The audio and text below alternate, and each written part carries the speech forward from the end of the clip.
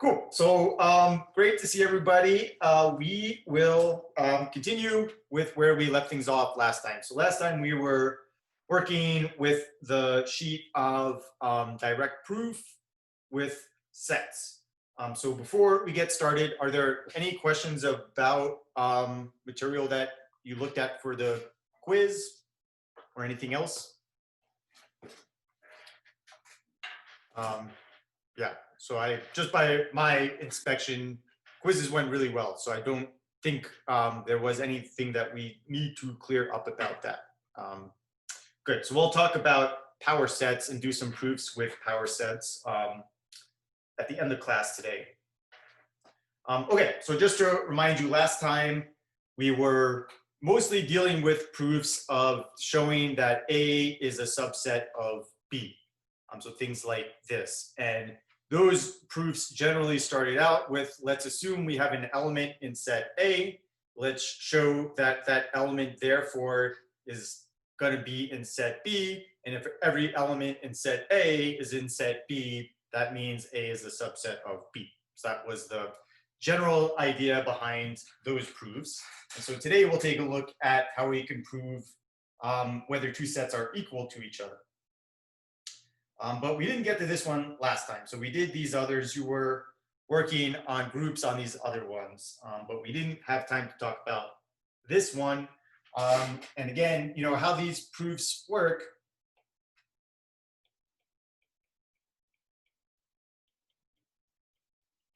is we start by assuming, well, maybe I should use a different letter here. Let's suppose we have some element A, which is in this set.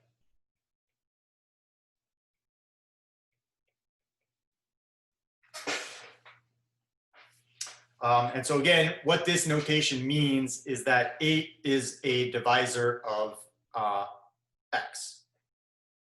So we start here, and then again, what we are hoping to show is that this element x has to be in the other set, or sorry, I forgot I called this A.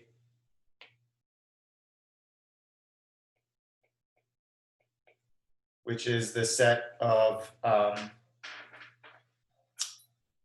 integers that are divisible by 4. That's what that is saying. So basically what we're saying is the set of all integers that are divisible by 8 is a subset of the set of integers that's divisible by 4. And that's what we're asked to prove here. So does anyone want to kind of help walk through this one? Where could we go with this?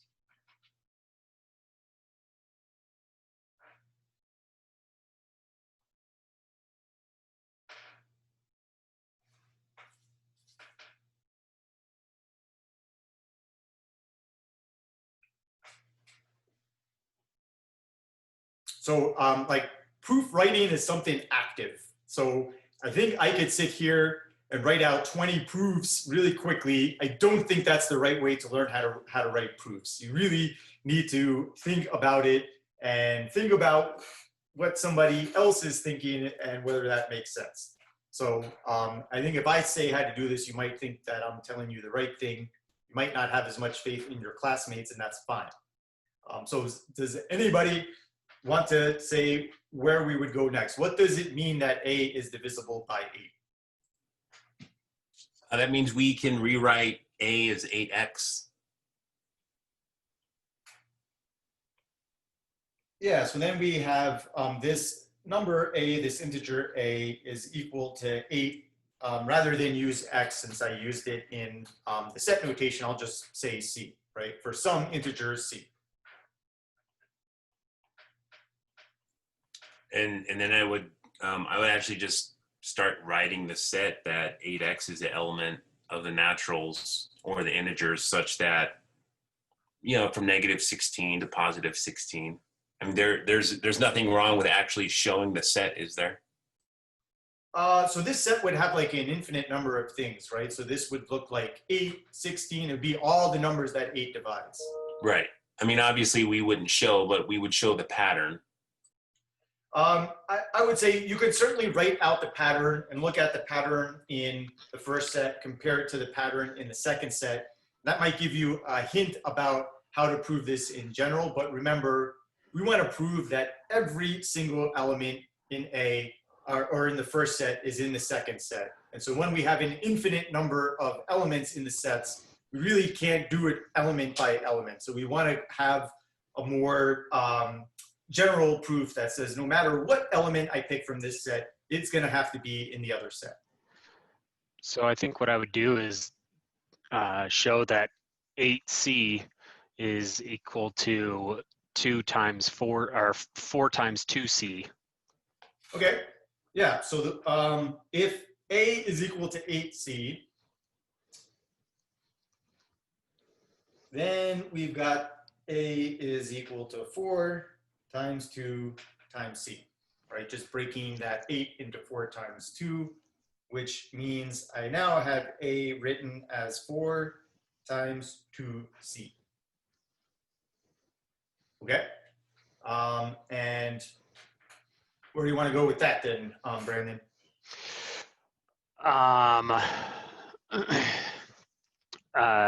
Basically, we have then that A is is divisible by 4, as A is a multiple of 4.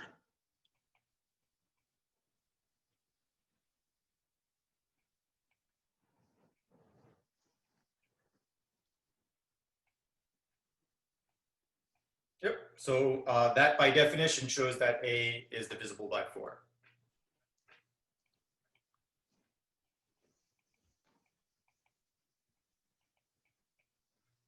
Which then would take us, therefore, A is in the set of all integers that are divisible by 4.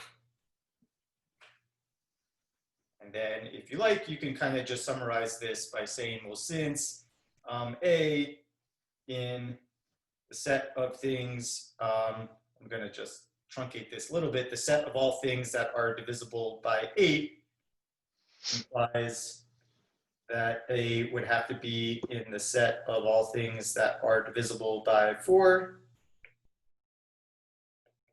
I ran out of room, but then we could say that the first set is a subset of the second one.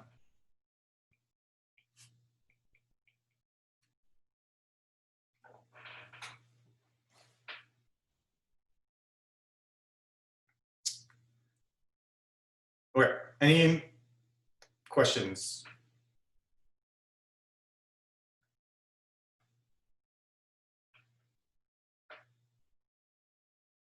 Okay, yes. And so one thing you might be picking up is that it's a lot easier to listen to other people do proofs than it is to write them yourself. So that's why I definitely want to give you some time to try and write these yourself.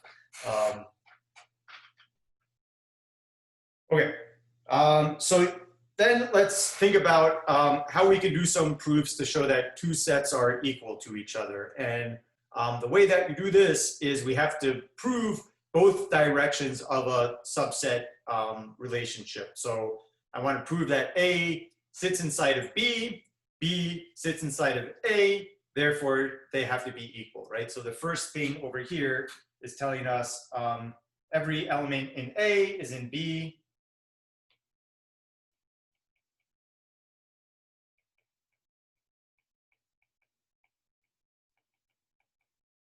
This is saying all elements in B must be in A,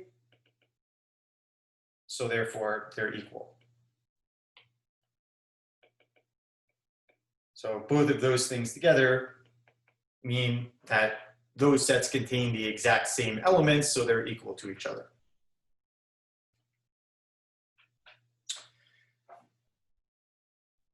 Okay, so let's take a look at one of these together, and then the plan is going to be to have you work on proofs on 7 and 8 with your classmates. So I don't know why Siri is taking control of my iPad. Okay, so just for the sake of some shortcutting, I'm going to call the first set A and the second set B. So let's start with the direction of A being inside of B.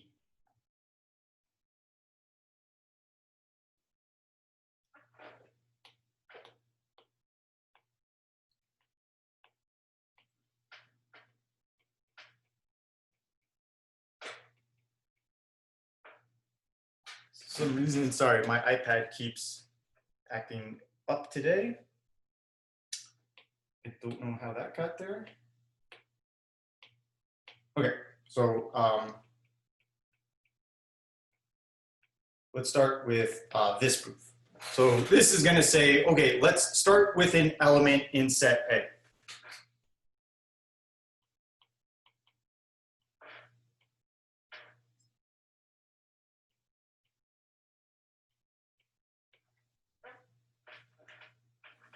And this should be pretty similar to the proof that we just went through together. So then the next thing really is to write out by definition, what does it mean to be in set A?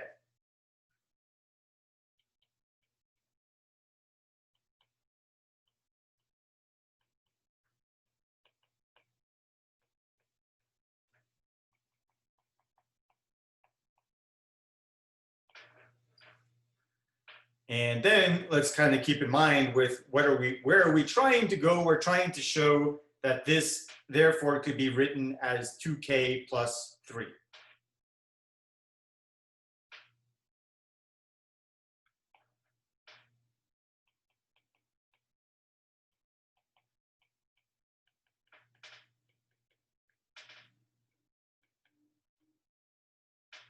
So let's think about how somehow I could get plus 3 to appear in this equation. Any thoughts about what we could do?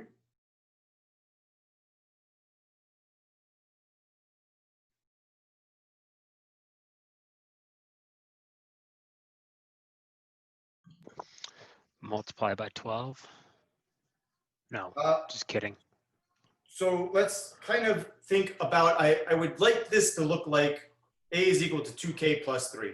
But clearly going from here to here, I've changed things a little bit. So if I want a plus 3 on the right side over here, but I don't want to change the value of A, then what would I need to add by over here so that I haven't changed the value of A?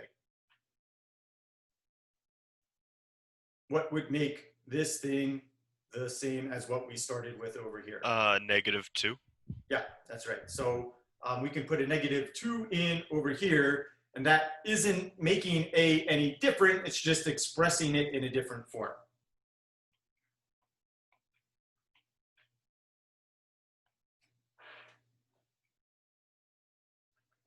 And the reason why I'm doing this again is because I kind of see where I'm trying to go with this.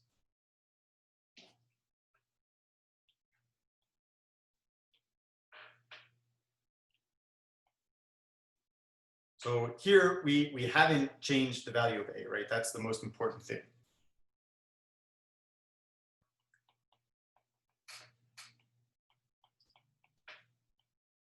So this means we've got A is equal to 2k minus 2 plus 3. And again, what I'm trying to show is that it equals 2 times an integer plus 3.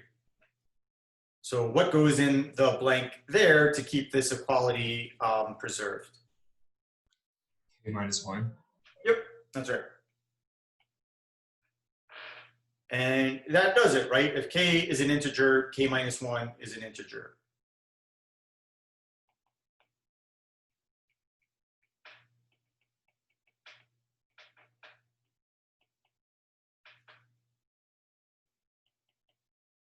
Okay, so therefore, we've got that this element A also is in B. So if any element in set A has to be in set B, we've got the A is a subset of B part done.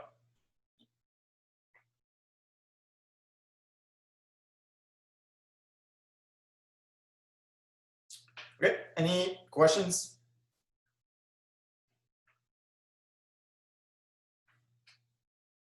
So at least that style of proof is not any generally speaking, different than the ones that we were working on last time. It's just now we've got 2 of these that we need to do in this single problem. So then we also need to come up with a proof that B is a subset of A. And usually these proofs, once you prove one direction, the other direction usually has a pretty similar feel to it. So now, instead of starting with an element in set A, we'll start with some generic element in set B.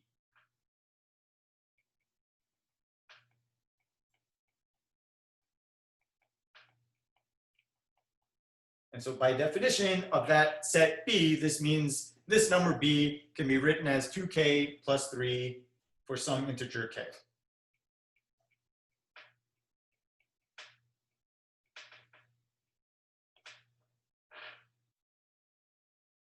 So any thoughts on where we could go with this one? Instead of adding a doing a -2, you do a +2, and then just repeat the same steps. So you're saying like add, let me see. So I've got B, and so how are we going to write out B? I think you got the right idea. So I mean, so we're trying to just show the reverse of the first part, right?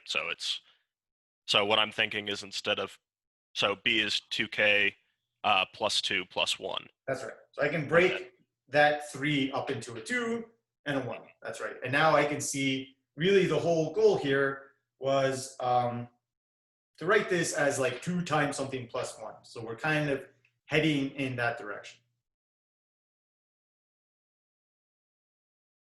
So again, all we've done there is say, well, I can think of adding 3 as adding 2 and then adding 1.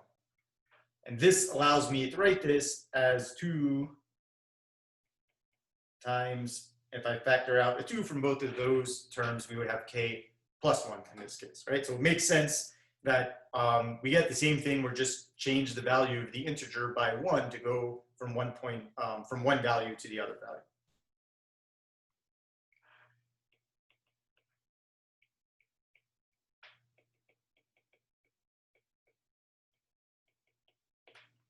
So since we've got this number can be written as 2 times an integer plus 1,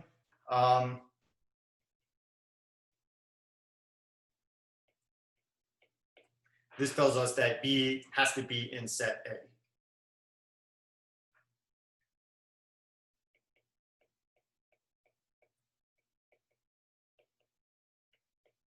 And proving that any element of B has to be in set A, therefore we've got that B is a subset of A.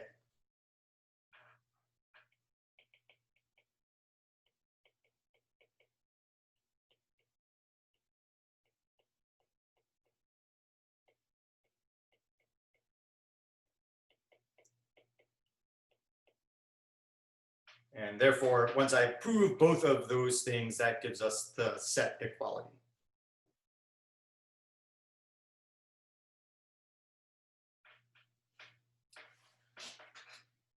Okay, any questions or thoughts about that? I just have a quick question about Sure. writing. So do you only write proof at the beginning of your first case and then that little black square at the end, like at the very end, or do you do it at the beginning and end of every case? So you usually put it at the very end of your proof. Yeah. So our question, was asking us to prove this thing. So I'm not going to put that little box is like I'm finished. So I'm not going to be finished until I've got both parts of that. Yeah. And so this kind of labeling proof of a subset of B and labeling it over here is just nice to help the reader understand what you're doing in these. Yeah. Yeah, and so as we're kind of going through this, you'll start to feel that this class is almost as much a writing class as it is like a math class. Yeah. So we want to get the proofs right, and then there's also a nice style to how you write things, and as we're learning proofs, you'll develop your own style. Any other questions? Okay, so these are a little bit trickier than the one that we worked on. So I suspect you may have some struggle with it, and that's okay. So I'd like you guys in your groups to work on 7, work on 8, and then once you finish those, you can kind of stop at that point. I would like to be able to share the work in the groups with each other. So for today, I'm going to try and ask you to do the following, and that is kind of pick kind of not really a note taker. What I really mean is like pick a secretary in your group, someone that's going to write up your proof. And if somebody has like a tablet or something that you can share a screen with, that's great. If nobody in your group has that or wants to bother with it, you can just write it on a piece of paper. When you're done with it, just take a picture of your work, and then you can email me that picture. And so I'll just say either write your solution up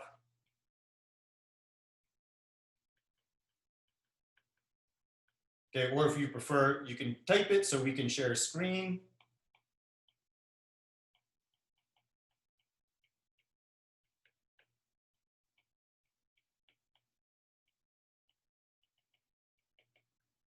Okay, or you can just email it to me and then I can open it and share it with everybody in the class.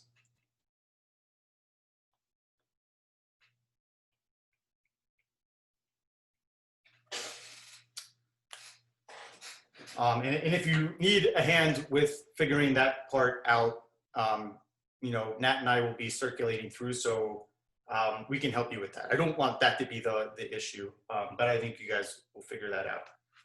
Okay, any questions before we break up?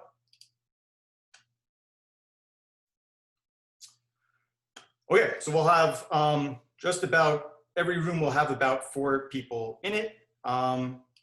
So this might take some time, so take as much time as you all need, and I'll be sure we'll save some time to come back and share our thoughts on these.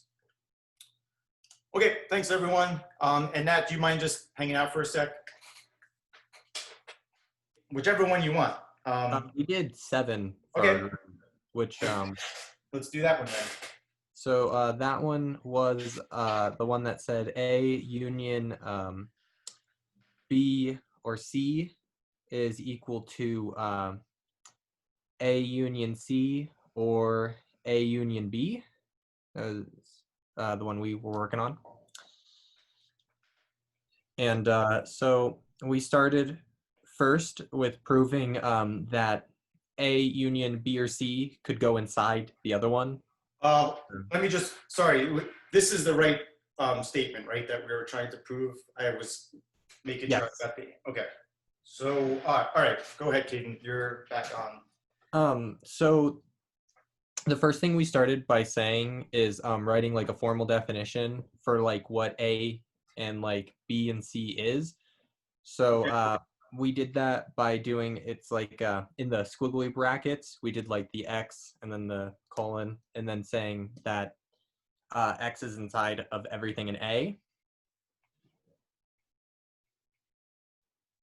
Mm-hmm. And then we defined kind of what B and C were in the same way. Okay.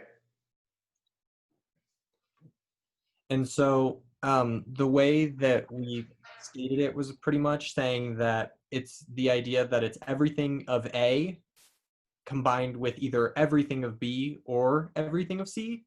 Mm-hmm.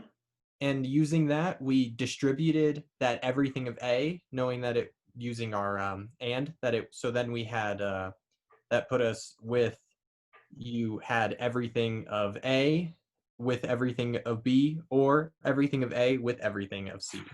Okay, so let's put a little bit of structure in here. So let's just say we're gonna prove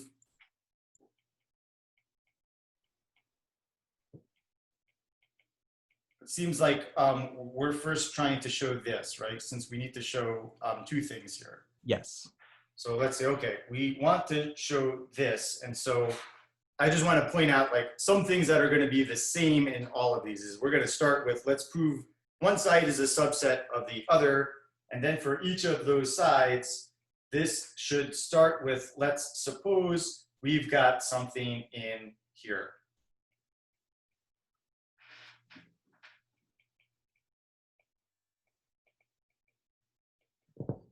And what we would like to show is, at least for this direction, therefore,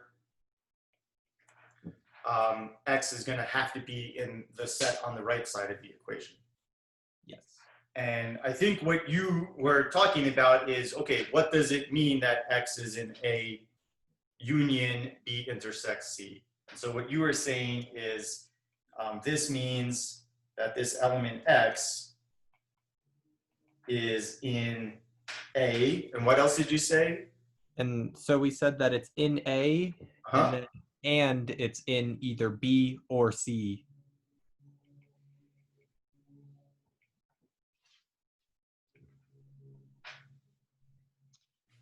So then our next jump was because we know that X is always in A, regardless of if you pick C or B, we're able to distribute that A to B and C and say that X is in A and B at the same time, or in A or C at the same time. Okay, I think reading these ands and ors in the reverse way. So this sign over here is an or. Oh, sorry. And this is an and. Oh. Yeah, so I think over here, what we actually want to say is x is in A or x is in B and C. Yeah, okay. That is true, yes. Okay. Okay, so sorry. And so what was next argument? So then our argument is that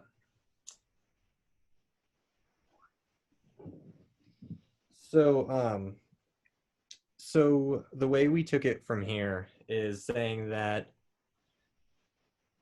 in either circumstance, you either get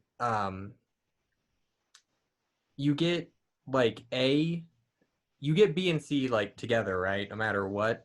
So with A, when you're having the or sorry, I'm mixing up my ands and ors now. No, you're doing great.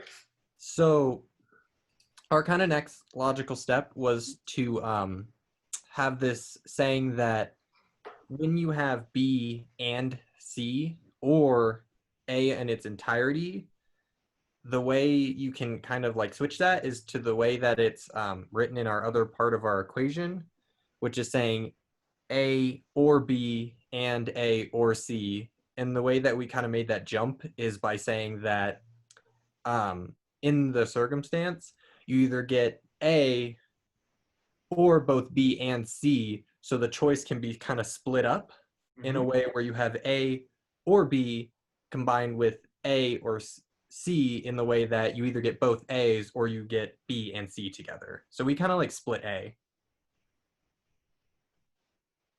Sorry, that was No, I'm following you. Explanation.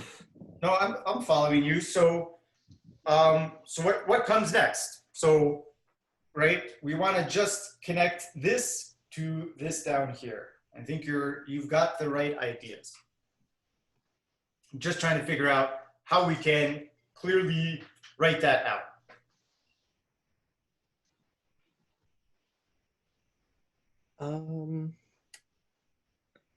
I think it would be like the way that we maybe want to write that is saying that I don't know. I don't know how to word it well. That was kind of the part our group was struggling with, is finding the right wording. Yeah. So let's kind of just think about it, right? So what we're hoping to show, let me just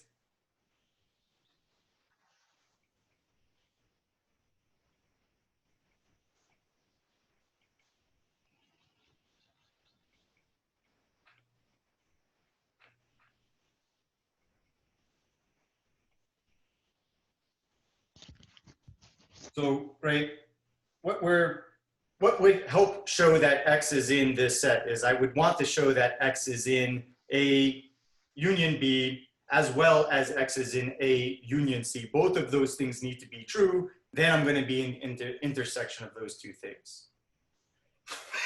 Excuse me. So when you see something like this,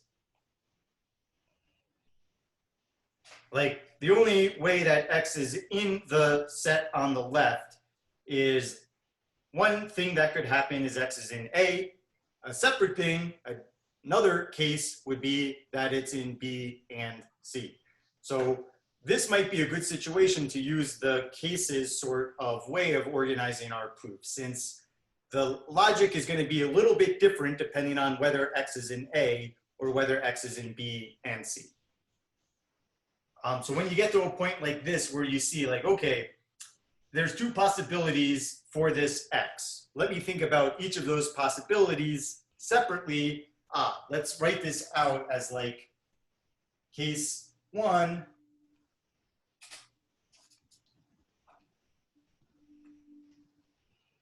X is in A.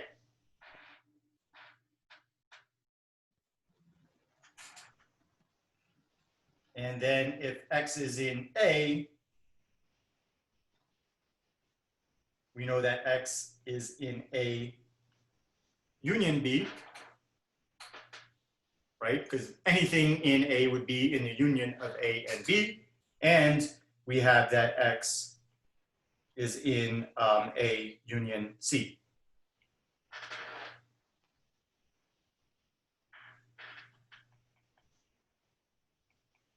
Thus, we've got X is in A union B intersect A union C. So that shows that, okay, we handled the case that if X is in A, we know that it's going to be in the set on the right side.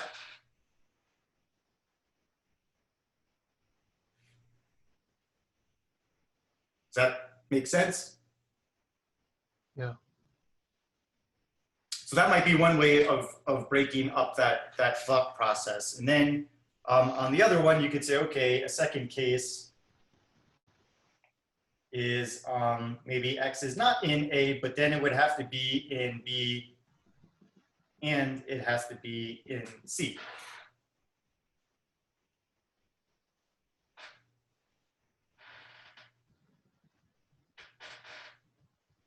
And I think that blue line below is a pretty straight shot from our second case, right? If X is in B and X is in C, that gives it. So first of all, if we've got X in B, then it's going to be in the union of A and B. And similarly, if X is in C, then just come up here. X is going to be an element of A union C, right? Since it only has to be in one of those two sets to be in the union. So this tells us that X is in A union B, X is in A union C, so it's going to be in the intersection of those two sets. So at this point, we've got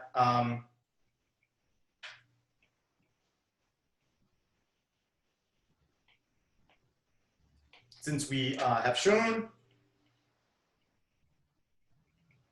X is in a union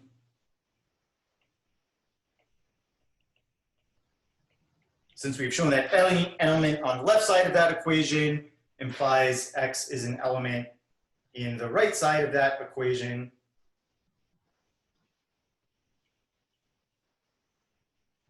we've got that the left side is a subset of the right side.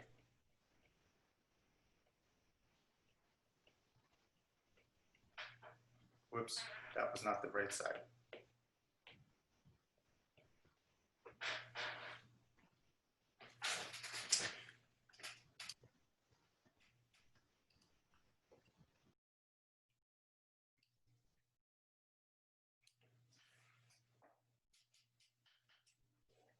Any question?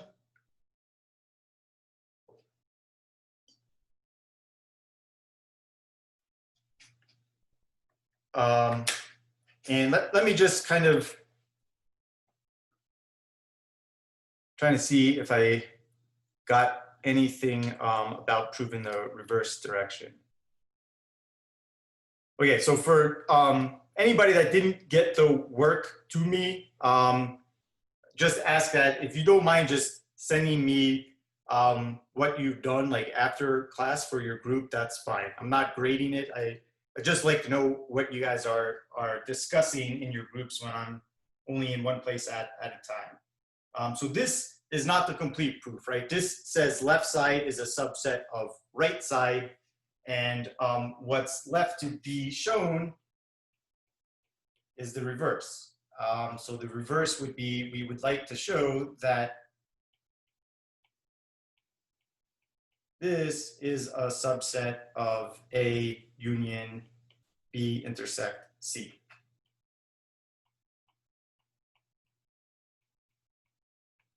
And so we do this pretty similarly.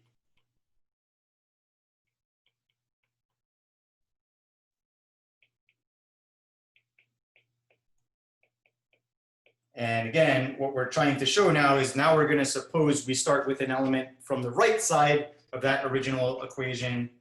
And then we're going to show that that is going to have to imply that X is an element that was in the original left side of the equation.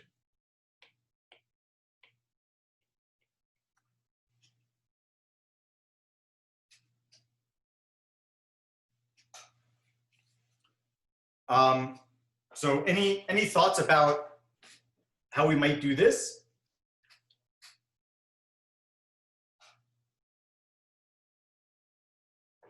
Do it in cases again. Okay, what are the cases here? I guess A union B and A union C.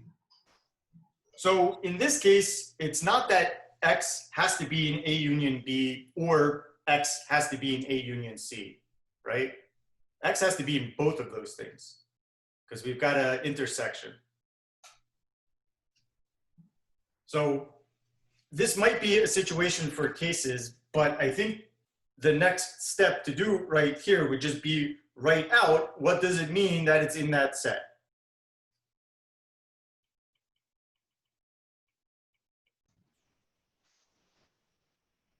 So we've got X is in A union B and X is in A union C.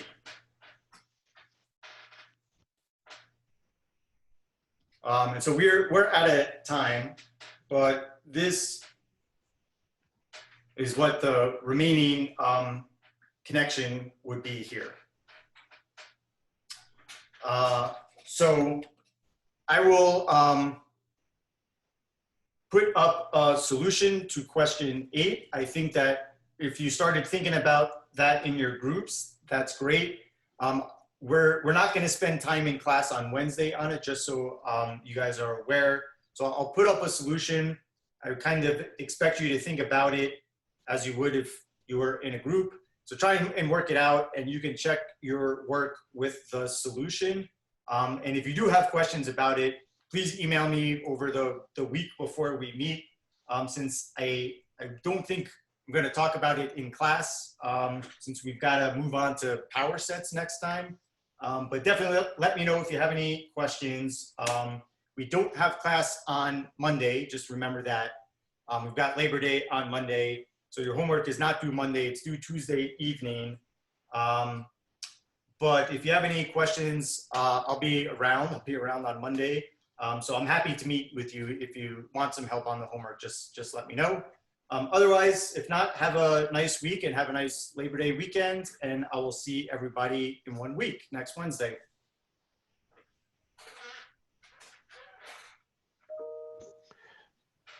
Thank you. That's all. Thanks. Yeah, if you have any questions, you're welcome to stick around. Hire them. See you. Yep. Yeah. And about the reverse, I think, well, when we talk about the union, it means or, Yes. right? Yeah. So if we want to prove this, so it means I can say that the A union C, it means A thing A or C, and A union B is A thing A or B. So when we talk about the intersection about these two unions, so we can just distribute the A. So the union between these two the intersection between these two unions is the intersection between B and C, because it's or A or C, A or B. So we can ignore the A. But I think this is the distribution law itself, and we want to prove that. So yeah, it's hard to say the logic between the Yeah. Like, Let me yeah. share my screen so we have something to look at. Oh, yeah, I am sharing my screen. Okay. Yeah. So that's right. So you were thinking about how we're gonna make this connection here. Yeah. Yeah, so that's right. So we have that X is in A union B and X is in A union C. That's right. And so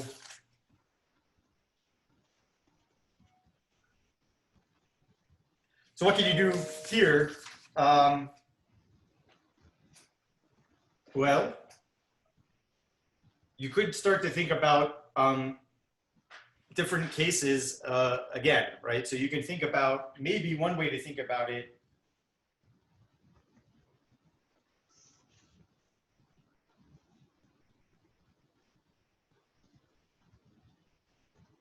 right? Since that would exhaust all possibilities, right? Right. Either X Yeah. is in set A or X is not in set A. Yeah. And okay, if X is in set A, that pretty much right away would prove this, right? Then it's going to be in the union of A and any other set. Yeah. It's just that. Yeah. Sorry. And if X is not in A, but we know that this is true, then I'll just say from here, you could figure out, okay, well, if X isn't in A, but it happens to be in the union of A and B, that's going to tell me that X should be in B. And then you could Right. say, okay, if X is not in A, but it happens to be in the union of A and C, then that is going to tell me that therefore X also has to be in C. And Okay. that kind of gives us that part of the union.